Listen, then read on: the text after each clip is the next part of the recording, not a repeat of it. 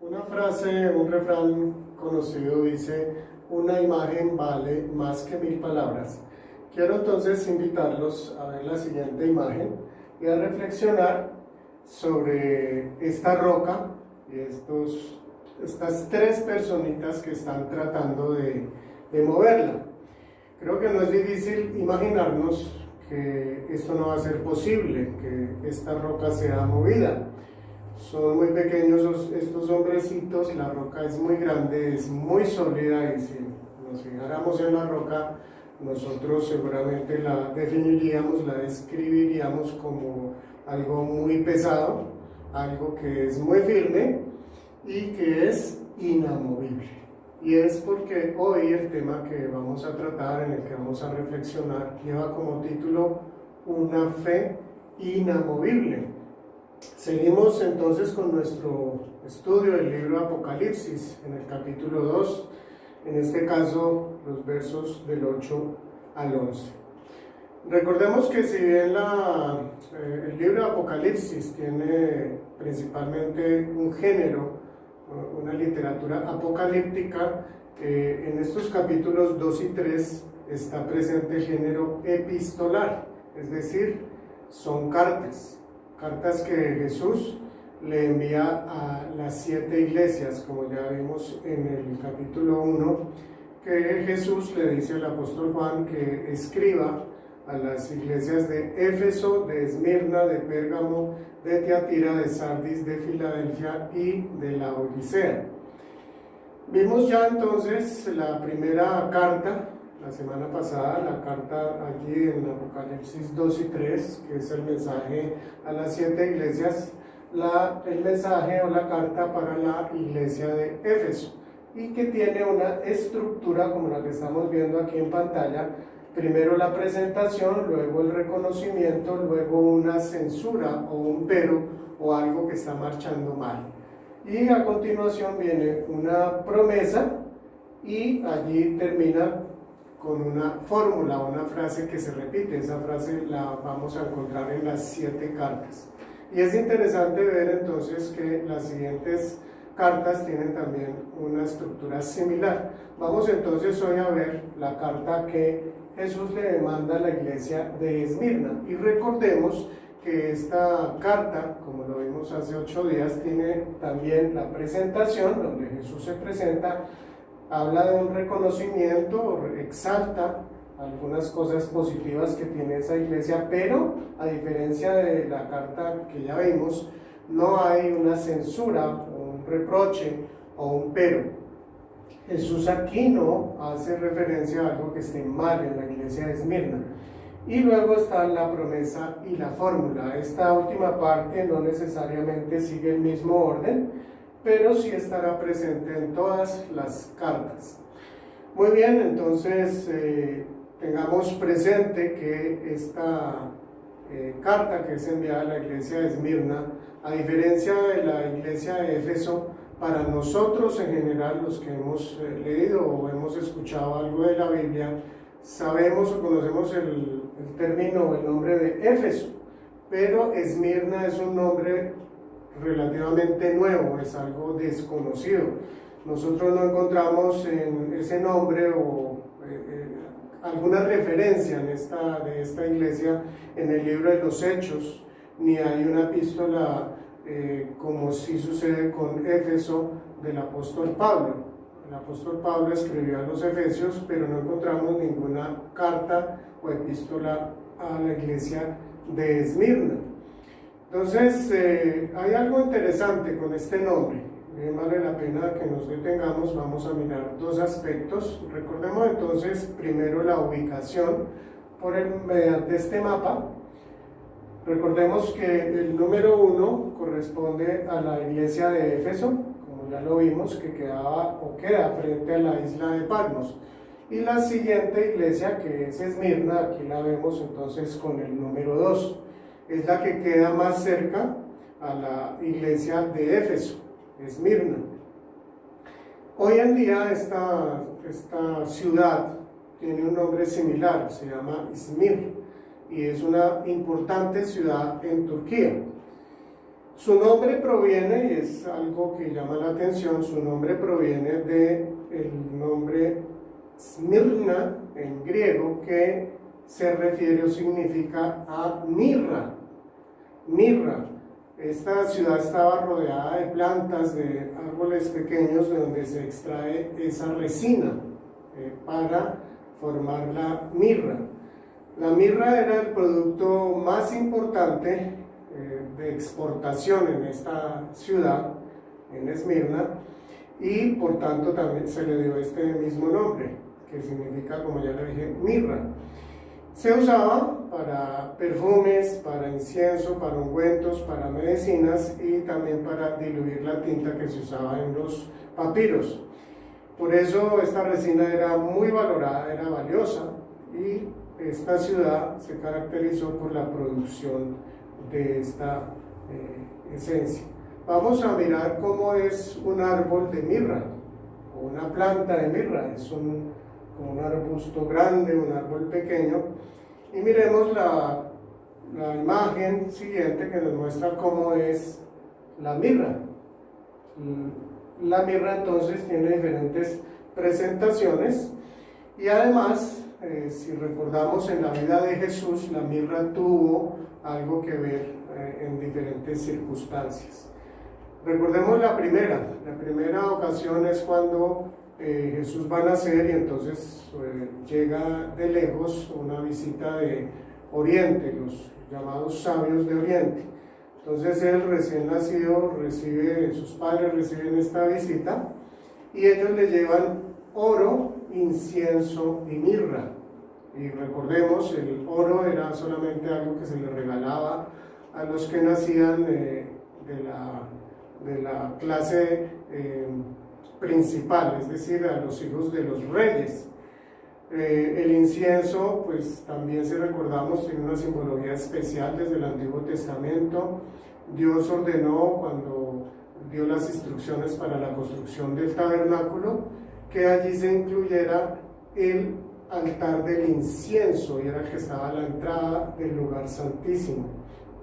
Entonces era algo que se identificaba con Dios, era ofrecido solamente a Dios. Y por último, la mirra, pues también se ha interpretado como esa simbología de que Jesús realmente había nacido para morir, para cumplir con esa importantísima, la más importante misión que haya tenido algún ser humano, y en este caso Jesús nació para morir, para salvación de la humanidad.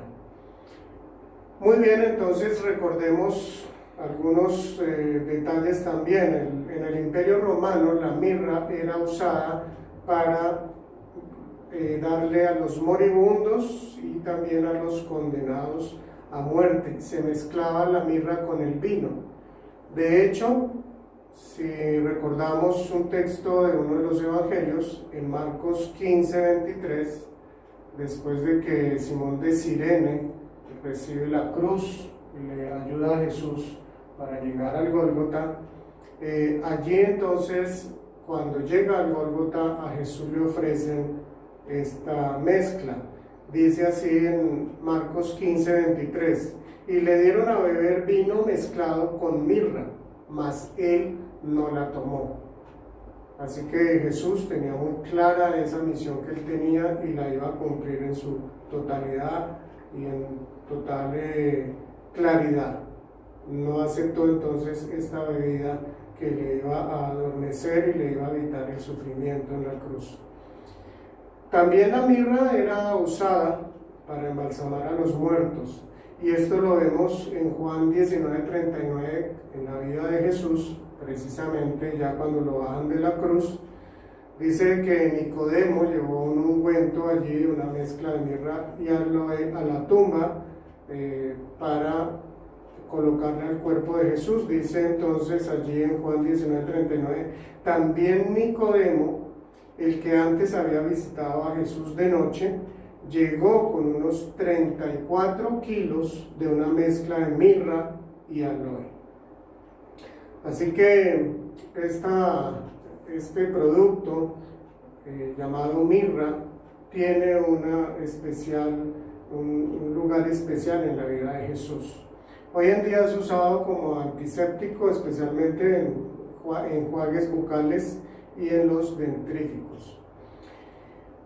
Veamos otro aspecto que tiene que ver con la ciudad de Esmirna, ya en este caso algo de cómo era esta ciudad. Aquí vemos algunas imágenes de las ruinas allí en esta región cercana. Y recordemos, tengamos presente con respecto a Esmirna, que unos 190 años antes de Cristo, los habitantes de esta ciudad de Esmirna apoyaron a los romanos en una batalla importante para ellos. En este momento, pues el Imperio Romano todavía no se había desarrollado tanto como después lo haría. Pero por este apoyo de esta ciudad, recibieron un trato especial del Imperio Romano por largo tiempo. Tuvieron una relativa independencia. Y esta ciudad contaba con varios templos dedicados especialmente a los dioses romanos y posteriormente a los césares. Los césares después fueron considerados como dioses, y el primero de los templos que fue construido y dedicado a uno de los césares fue el de Tiberio en el año 26 después de Cristo, al emperador Tiberio. Y era tan hermosa esta ciudad que se le llamaba no la ciudad de Esmirna, sino la corona de Esmirna. Y en cuanto a esto de la belleza, pues si tenemos en cuenta, era una ciudad que contaba con una biblioteca pública, con un estadio y con un odeón teatro, es decir, una construcción que servía no solo para las obras teatrales, sino para escuchar música. Y en esta ciudad los judíos ocupaban un lugar muy importante. Eran muy respetados, especialmente porque ellos dieron grandes donaciones para embellecer la ciudad. Eran entonces, podríamos decirlo, pertenecientes al Jet Set de Esmirna. Eran muy respetados. Y lamentablemente fueron de los que más fuertemente rechazaron y denunciaron el cristianismo. En el libro de los Hechos, al ver la historia de la primera iglesia, las primeras iglesias, cuando Pablo iba a visitar las diferentes poblaciones, ciudades de la región de allí de Turquía, de lo que hoy es Turquía, él primero iba a las sinagogas y allí le predicaba primero a los judíos. Unos aceptaban el mensaje del evangelio y se convertían a la fe cristiana, pero otros le rechazaban. Aquí en Esmirna, por lo visto, fue muy fuerte la oposición de los judíos.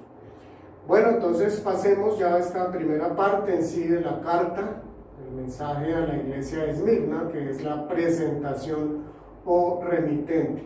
Recordemos que esa presentación o remitente, como ya lo expliqué la vez pasada, Jesús, quien es el que le dicta o le está dando el mensaje al apóstol Juan para que escriba, él se presenta usando parte de la descripción, de las descripciones que aparecen en el capítulo 1. Esta primera parte entonces dice así: escribe al ángel de la iglesia de Esmirna, esto dice el primero y el último, el que murió y volvió a vivir. Son títulos que encontramos que aparecen allí en los versos 17 y 18 del capítulo 1. Y dice así en estos dos versículos: al verlo caí a sus pies como muerto, poniendo su mano derecha sobre mí me dijo: no tengas miedo, yo soy el primero y el último y el que vive. Estuve muerto, pero ahora vivo por los siglos de los siglos, y tengo las llaves de la muerte y del infierno. Si nos detenemos, encontramos aquí estos dos títulos. Terminando el 17 dice: yo soy el primero y el último, y a mitad del 18 dice: estuve muerto, pero ahora vivo. Es un texto que en su contexto también tuvo que tener un significado muy especial, muy grande para esta iglesia de Esmirna. ¿Por qué?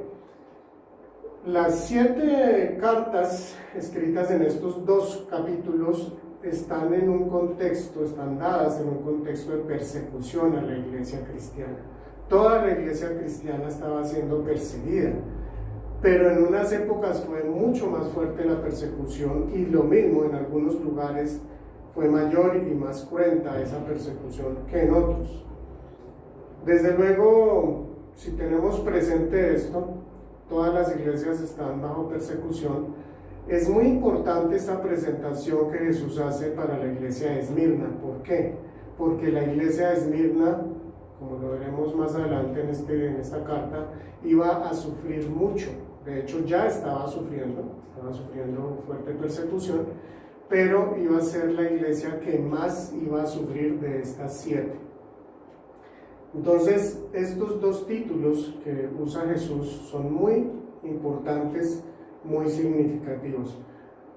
Tengamos también presente que en esta carta esta es la primera iglesia, la primera de las 2 iglesias, de las 2 únicas iglesias que Jesús va a omitir una queja o algo que está mal. Y seguramente no porque estas iglesias fueran perfectas, Esmirna y Filadelfia. Estaban formadas por seres humanos, y donde estamos los seres humanos hay pecado, hay imperfección. Pero es muy claro que Jesús tiene presente que la situación de esta iglesia y su fidelidad como una iglesia firme, que tiene una fe sólida, necesita ese consuelo y necesita esa fortaleza, ese ánimo. Y es lo que hace Jesús aquí en esta carta desde el comienzo. Este primer título que dice, esto dice el primero y el último, es entonces un título para hablar de Jesús como Dios mismo, que es omnipotente. Jesús entonces toma este título que fue utilizado únicamente en el Antiguo Testamento para Dios. Quiero compartir con ustedes estos textos que aparecen en Isaías. El primero está en Isaías 41:4. Quiero invitarles a que le prestemos bastante atención de lo que está diciendo aquí Dios a través de Isaías. Dice Isaías 41:4: ¿Quién ha hecho obras tan poderosas, llamando a cada nueva generación desde el principio del tiempo? Soy yo, el Señor, el primero y el último. Únicamente yo lo soy.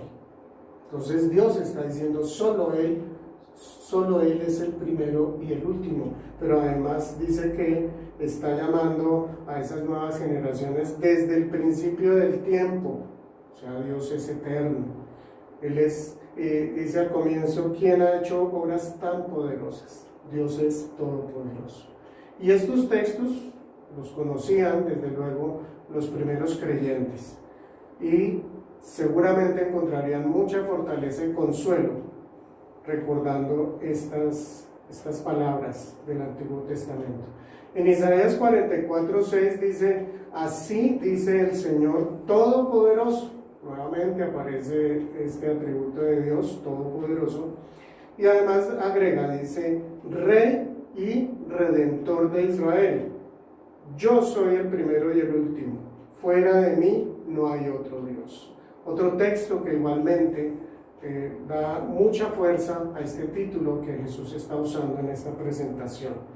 Y en Isaías 48:12 dice, escúchame, oh familia de Jacob, Israel, mi escogido. Solo yo soy Dios, el primero y el último.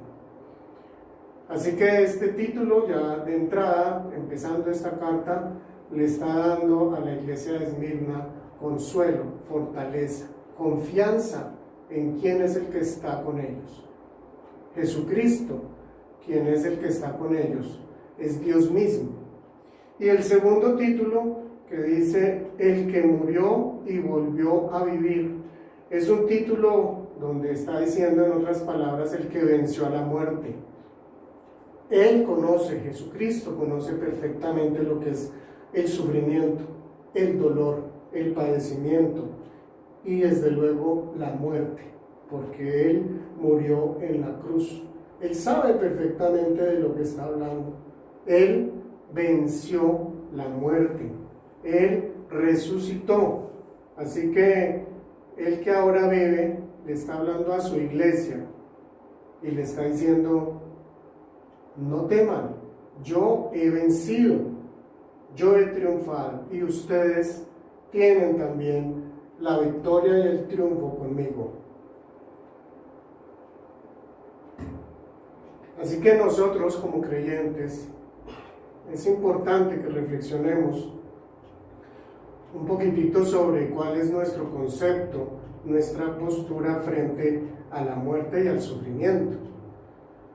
Porque no podemos tener el mismo concepto, la misma postura que las personas que no creen en Dios, que no han aceptado a Jesucristo. Por esto mismo, este mensaje, el que le está hablando a una iglesia sufriente, también nos está hablando a nosotros. Nosotros entonces debemos revisar eso y pensar si realmente en lo más profundo de nosotros está eso que dijo el apóstol Pablo en 1 Corintios 15, versículo 55, donde dice: ¿dónde está, oh muerte, tu victoria? ¿Dónde está, oh muerte, tu aguijón? Tener esa convicción es muy importante para nosotros como creyentes. Estamos con Jesús, el que venció la muerte, quien es Dios mismo, quien es el Todopoderoso. El apóstol Pablo en Romanos 8, 35 al 39 nos dice: ¿quién nos apartará del amor de Cristo? ¿La tribulación o la angustia, la persecución, el hambre, la indigencia, el peligro o la violencia? Así está escrito: por tu causa siempre nos llevan a la muerte, nos tratan como ovejas para el matadero. Sin embargo, en todo esto somos más que vencedores por medio de aquel que nos amó. Pues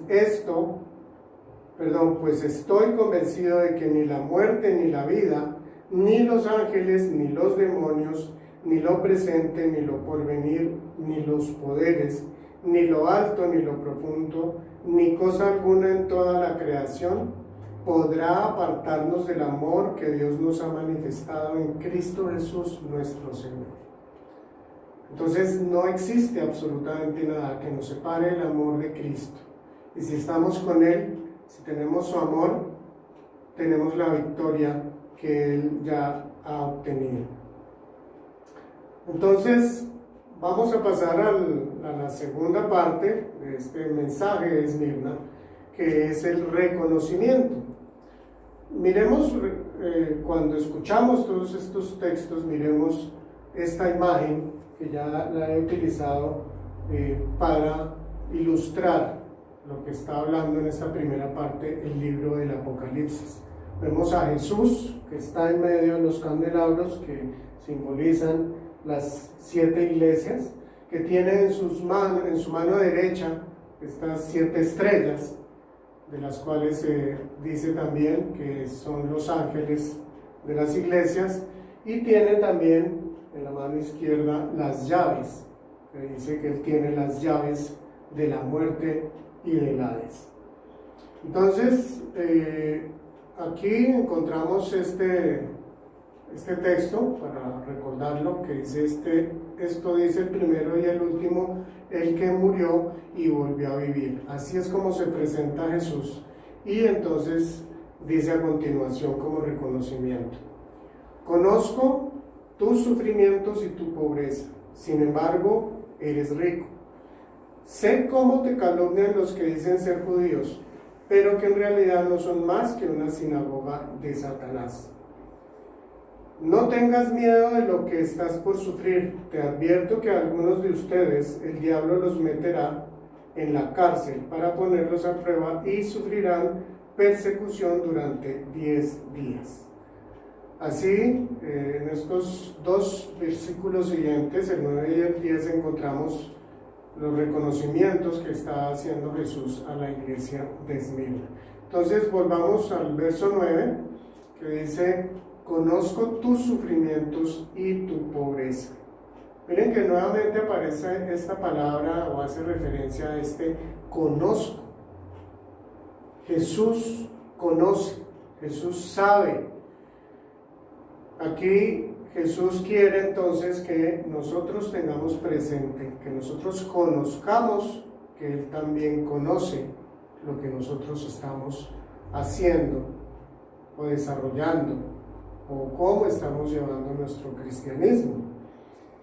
En un comienzo los cristianos, los primeros cristianos, eran como una división dentro del pueblo judío y era considerada entonces como otra religión que formaba parte del judaísmo. Pero muy pronto los judíos empezaron ya a rechazar de una forma mucho más fuerte el cristianismo, así como sucedió con Pablo. Un judío podía denunciar entonces, aún estando pues bajo el dominio del Imperio Romano, podía denunciarlo a un creyente, a un cristiano, y entonces este creyente perdía inmediatamente sus bienes, perdía su trabajo, muy seguramente iba a perder también amistades, y esto hacía que se convirtiera en un pobre. Aquí dice Jesús: conozco tus sufrimientos y tu pobreza. Esta era una situación entonces muy similar a algo que vivieron los anabautistas, la iglesia anabautista en la época, en el tiempo de la Reforma, en Europa principalmente. Quiero invitarles a ver las siguientes imágenes que nos muestran unas situaciones bastante duras que vivió la iglesia anabautista en sus comienzos hacia el siglo XVI. Encontramos entonces allí una mujer, en la primera imagen, una mujer que está ya siendo preparada para la hoguera. En la siguiente imagen encontramos unos hombres ahí en el piso, ya han sido decapitados. A otro se le está cortando una mano y otro también está siendo preparado para ser sacrificado. Y en esta tercera gráfica vemos cómo una mujer está siendo también, luego de ser amarrada a una escalera, va a ser arrojada a la hoguera.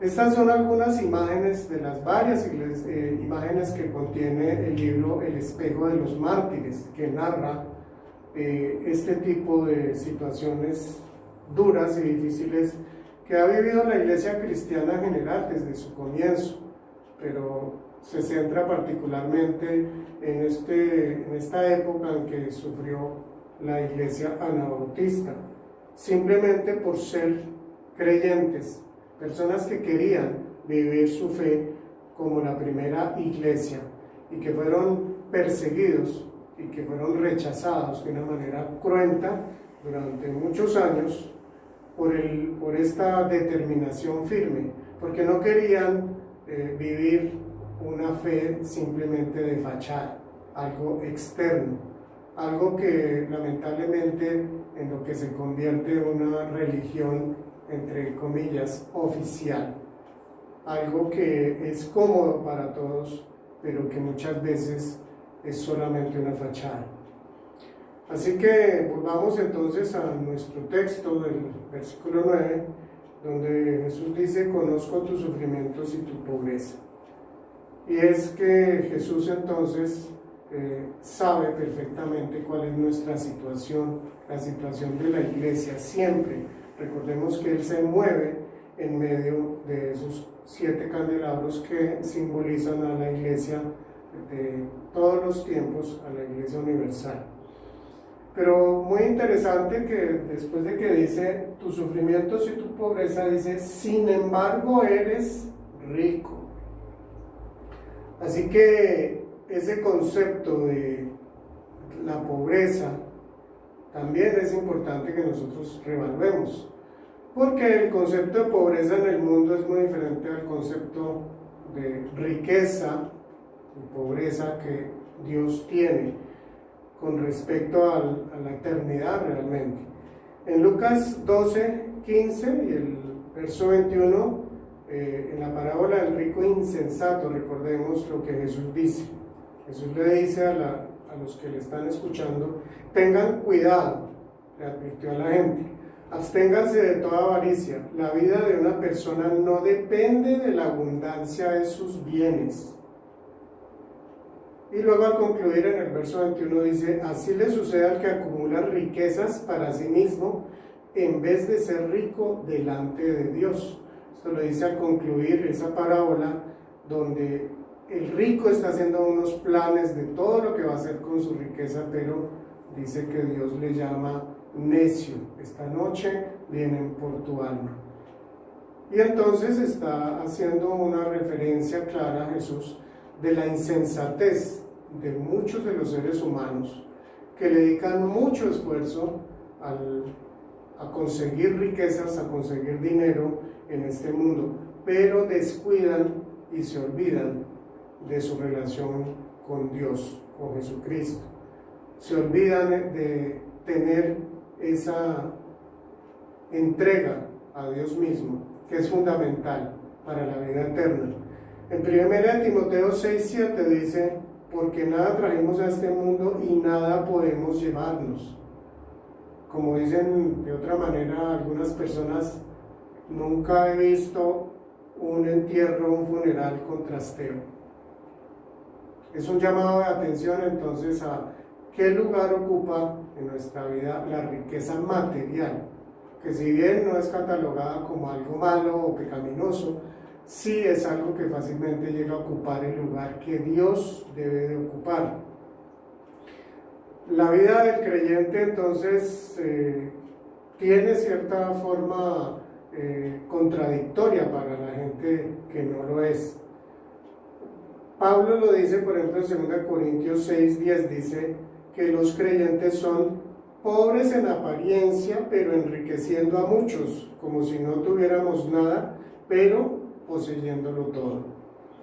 Y en otro texto, en Efesios 3:8, también el apóstol Pablo dice, aunque soy el más insignificante de todos los santos, recibí esta gracia de predicar a las naciones las incalculables riquezas de Cristo. Así que, aunque para algunos el creyente llegue a ser visto como una persona pobre, no lo es. Como dice aquí este texto, sin embargo eres rico, eres rico.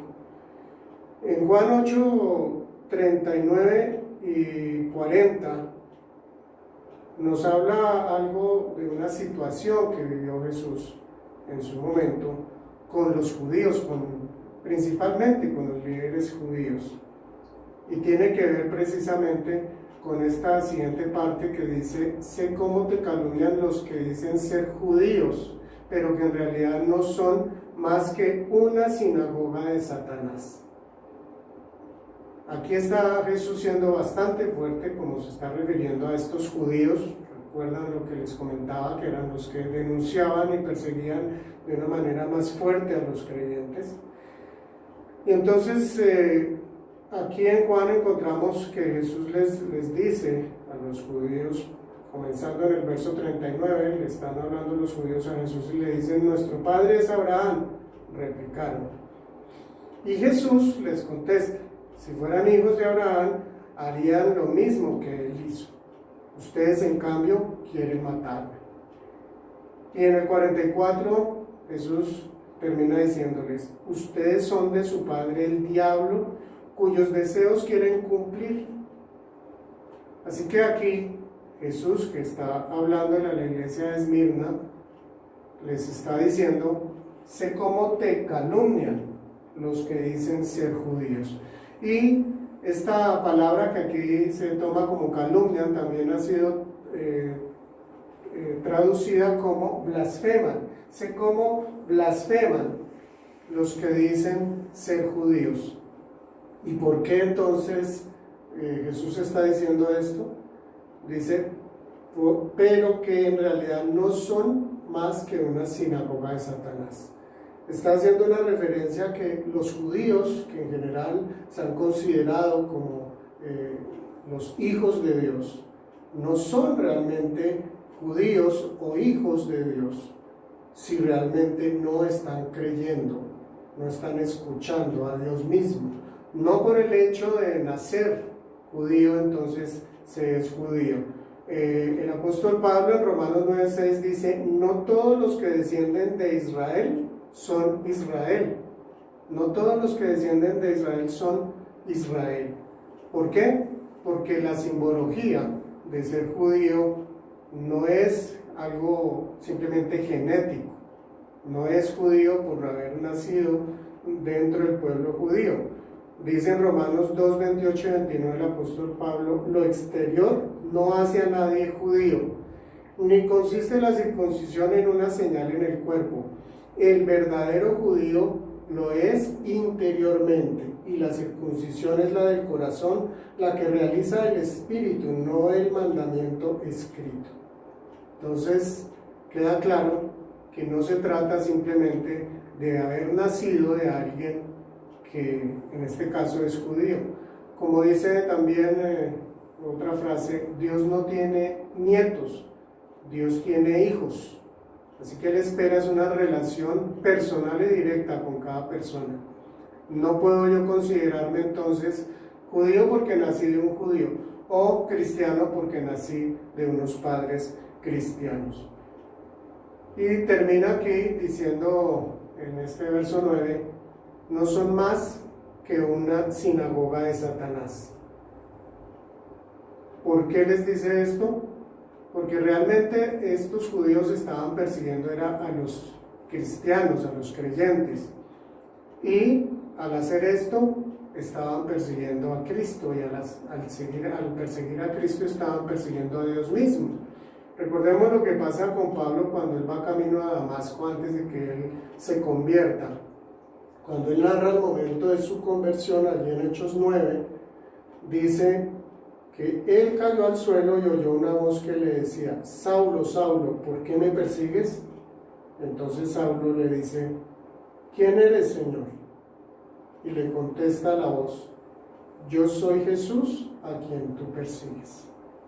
Él podía haber dicho, no, pero si yo estoy persiguiendo a los cristianos, yo no te estoy persiguiendo a ti. Pero es precisamente por esto.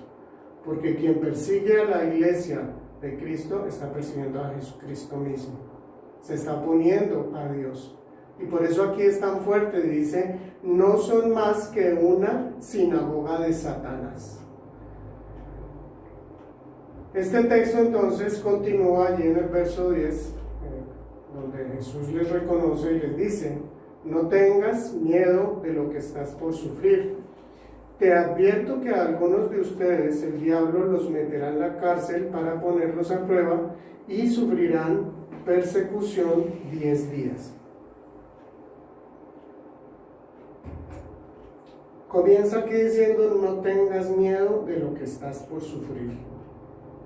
Ya les está advirtiendo, avisando, que aparte de la persecución que ellos están viviendo en ese momento, van a sufrir más.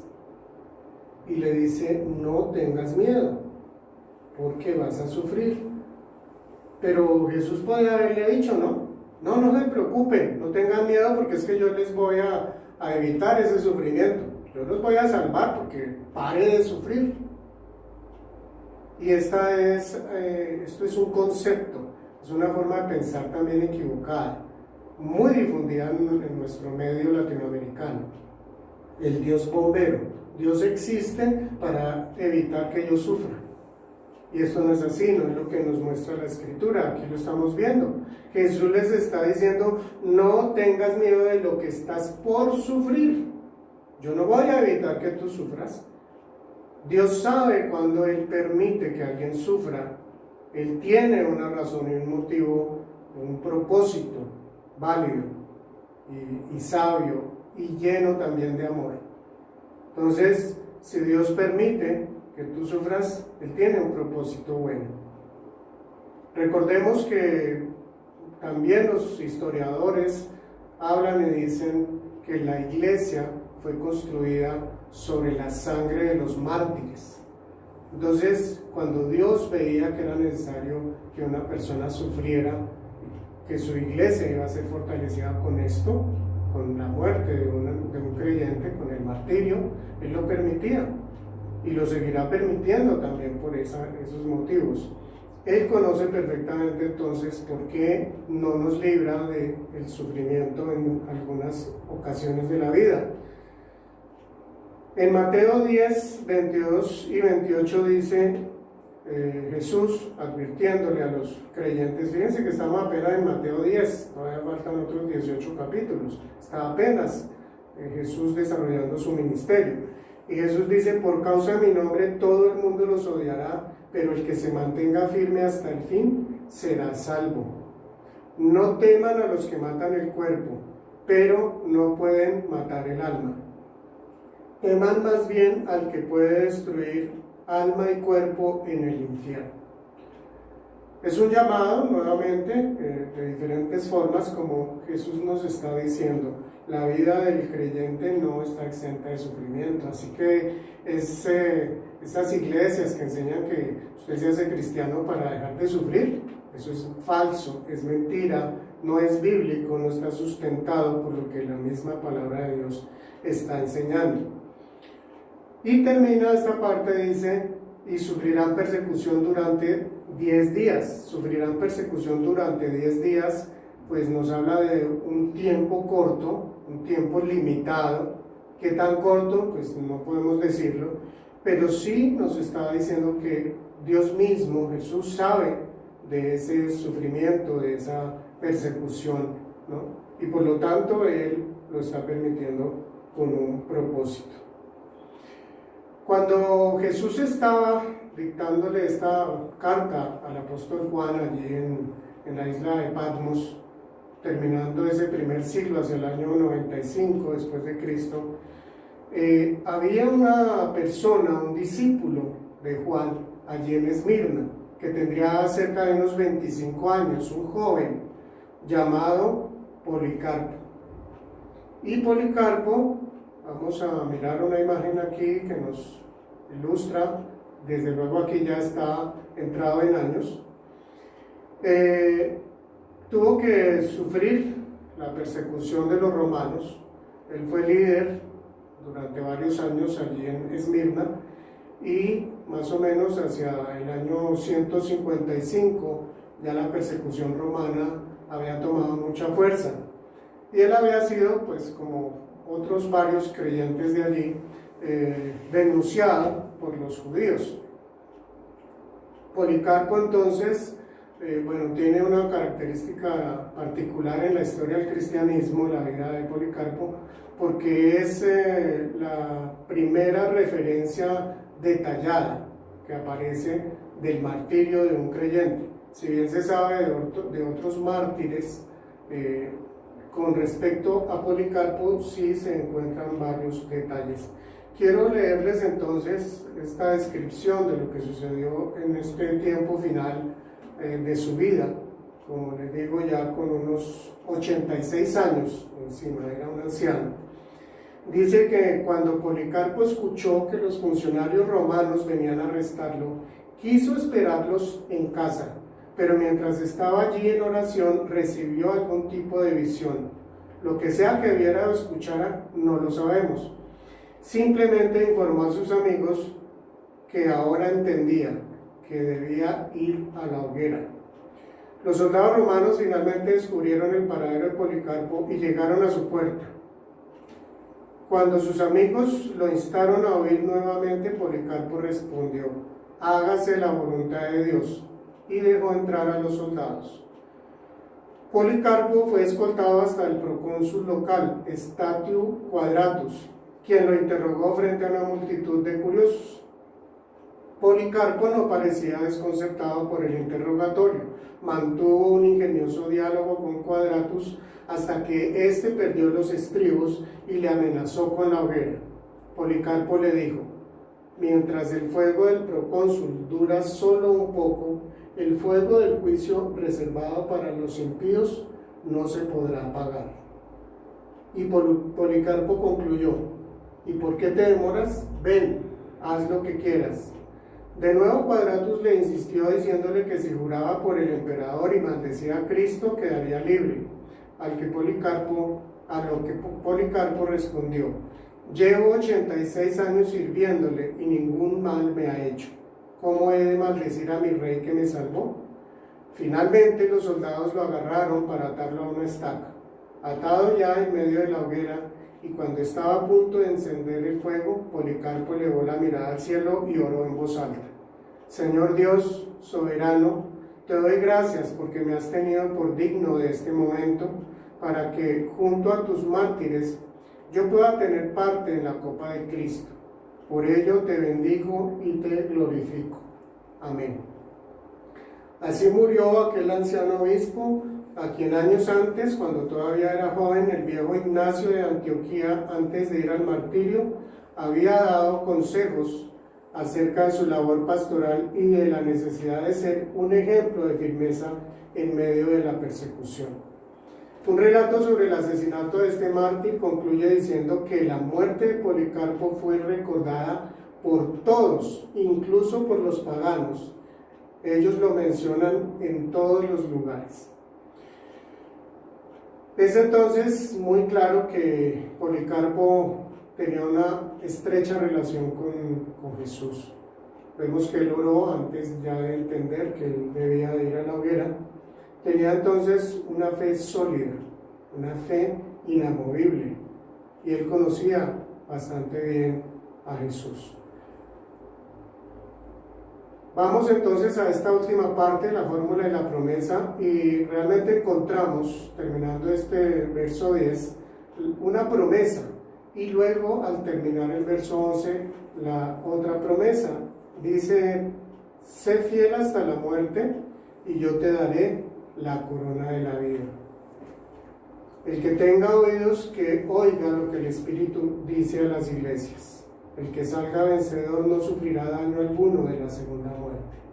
Entonces, empezando aquí en el verso 11, encontramos la fórmula, que es el que tenga oídos, que oiga lo que el Espíritu dice a las iglesias. Al igual que en la carta anterior, es una invitación, es un llamado a que escuchemos, a que prestemos atención, a que estemos dispuestos a oír, a aprender, a ser transformados por el Espíritu Santo. Pero en esta primera parte dice, sé fiel hasta la muerte y yo te daré la corona de la vida. Es muy seguro que Policarpo fue quien recibió la carta del apóstol Juan y la leyó a la iglesia de Esmirna. Por lo menos es claro que él escuchó esta carta. Y para él esta parte fue bastante significativa. Sé fiel hasta la muerte y yo te daré la corona de la vida.